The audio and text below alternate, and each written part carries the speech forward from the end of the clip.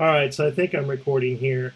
Here they're asking us again to find the relation of this, the inverse of this function, and then to determine if that inverse is a function or not.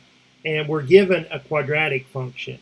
Now there was an earlier in the same assignment there was a quadratic function. So once we've studied that and once we understand and take some things away from that, we're going to use some of those ideas to make this solution a little bit easier.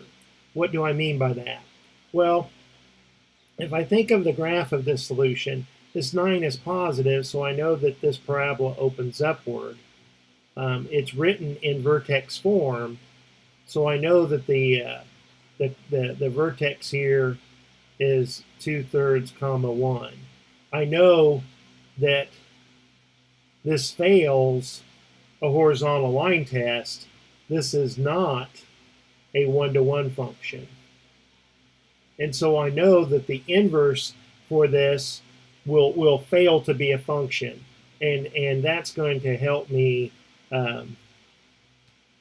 to save some steps if I think about what I did in that previous problem under this same situation. So we're going to switch x and y. First, let's write it in x and y notation. We've got y is equal to 9 times the quantity x minus 2/3, that quantity squared, plus 1, and we're going to switch x and y.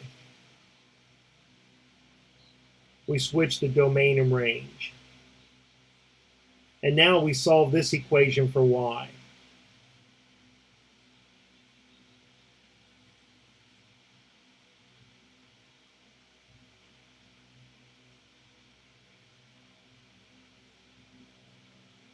So I subtract 1 from each side.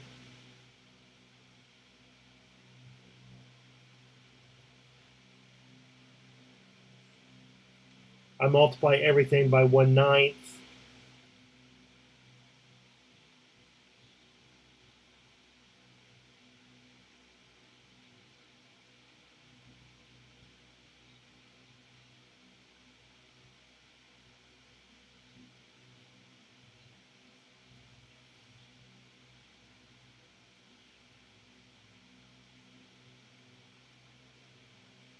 And I take the square root of both sides.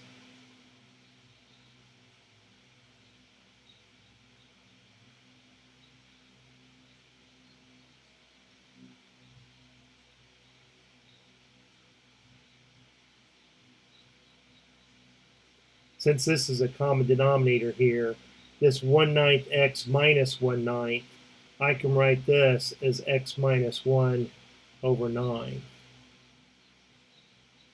So on the left-hand side, when I'm taking the square root of this variable, I know that the principal square root has to be 0 or positive, so I need absolute value symbols around this.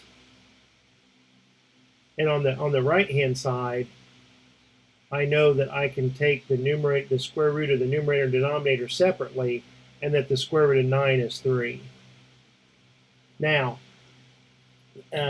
we've seen this previously that if, depending on the range of y, will depend upon whether we can ignore these absolute value symbols or not. Well, we can't ignore it. We know that this is going to fail to be a function.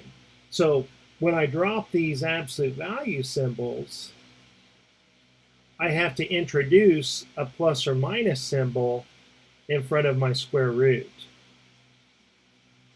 So now, if I add 2/3 to each side, I have 2/3 plus or minus the square root of x minus 1 over 3. And since that's a common denominator, I may as well write it as 2 plus or minus the square root of x minus 1 over 3.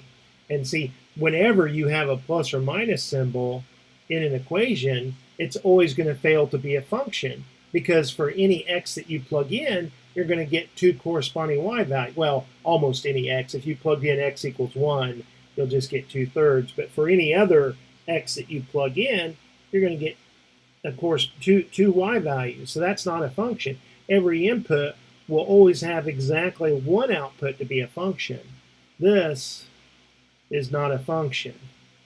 But we expected that when we looked at the original parabola and saw that it failed the horizontal line test, that it wasn't a one-to-one function. We knew that this inverse was going to not be a function, and that's why I feel confident in introducing this plus or minus symbol. In the previous problem, I went in and looked at the domain and range and how the domain and range switched, and then looked at and saw that y was all real numbers, and then justified, hey, with y being all real numbers, it could introduce the possibility of this subtraction being negative, and I had to avoid that.